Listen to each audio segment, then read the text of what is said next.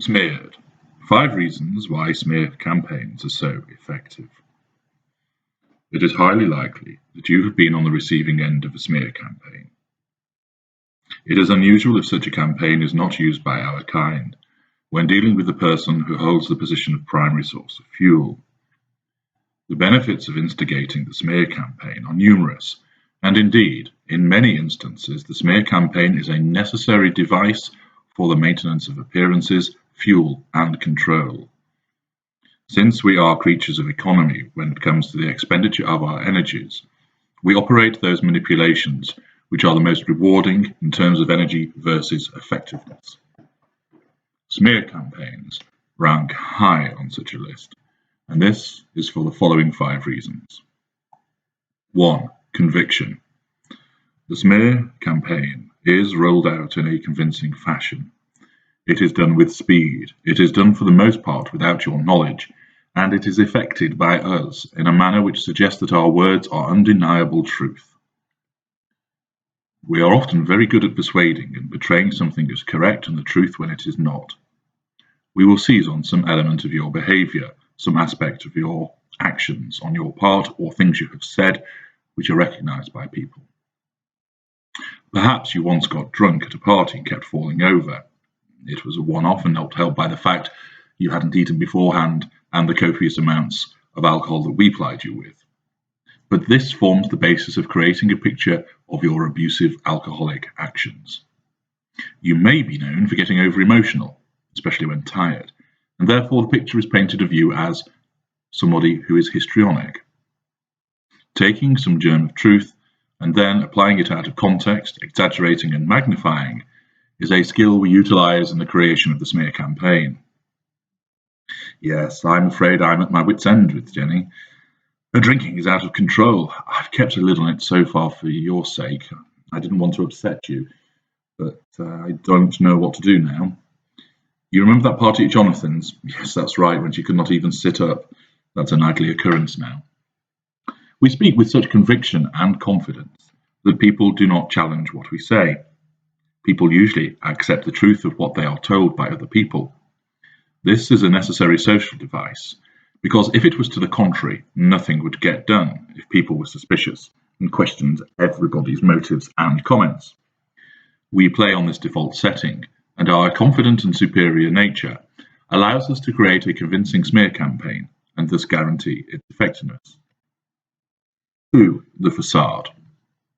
Our facade of respectability that we have carefully created, whereby we are seen as good, reliable, dependable, and kind to the outside world, provides us with serious support when doling out a smear campaign.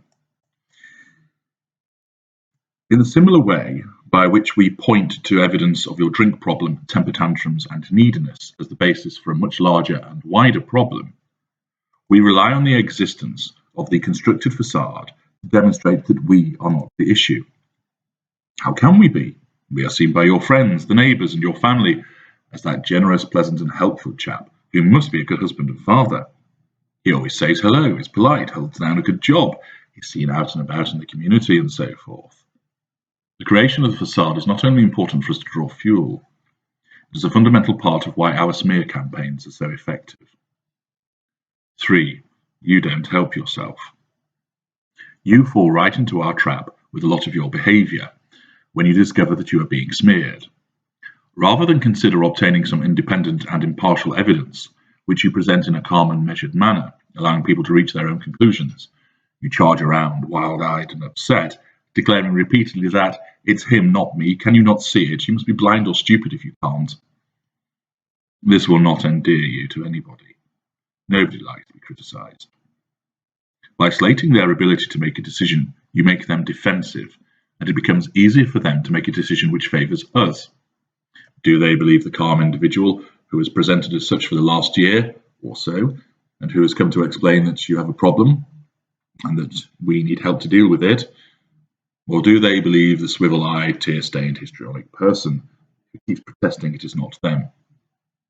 It is not a difficult decision to make. Of course, we encourage you to present in such a manner through our steady manipulative treatment of you. Moreover, we know that it mightily offends you to be thought of as someone that you are not, and in your frazzled and highly strung state, you will not approach the denial of the smearing in a rational or constructive fashion. This heightens the effectiveness of what we are doing. To some extent, you are proving our case for us. Number 4, you are eroded. Linked to the above is the fact that when the smear campaign starts, you will, in all likelihood, have been subjected to a sustained period of devaluation, which has taken its toll on you. You will be exhausted from our tactics preventing you from sleeping. You are anxious. You are hypervigilant. You cannot think straight owing to fatigue and the gaslighting to which you have been subjected. Your confidence has been whittled away, and your ability to think in a critical fashion has been damaged. The combination of all these ailments means that you are ill-equipped to fight the battle with us for the minds and hearts of those observing. We got in first, and you will always be fighting an uphill battle with few resources to rely on. You will have been isolated by us from your support networks. At best, this means you cannot call on help when you most need it. At worst, this results in those people you thought you could rely on taking our side. This ineffectiveness of your ability to cope, caused by us, results in our campaign becoming more effective. Number 5, aversion to conflict. People do not like conflict. People hate it when a couple divorces. It is not so much about feeling sad for the fact that two people they like are splitting up. Instead, it is more about the selfishness which means they have to choose one over the other. And they would rather not do so. They want people to get along. And when we present to those observing that we have tried to make things work, but you have not allowed this to happen, the observer's inherent desire for people to get along causes them to prejudge you. You become labelled as the troublemaker. People have their own lives to lead, and they want everything else to run smoothly around them. If you are preventing this state of affairs from existing, then this will result in those supposedly impartial observers taking our side and not wanting anything to do with you because you have breached the peace.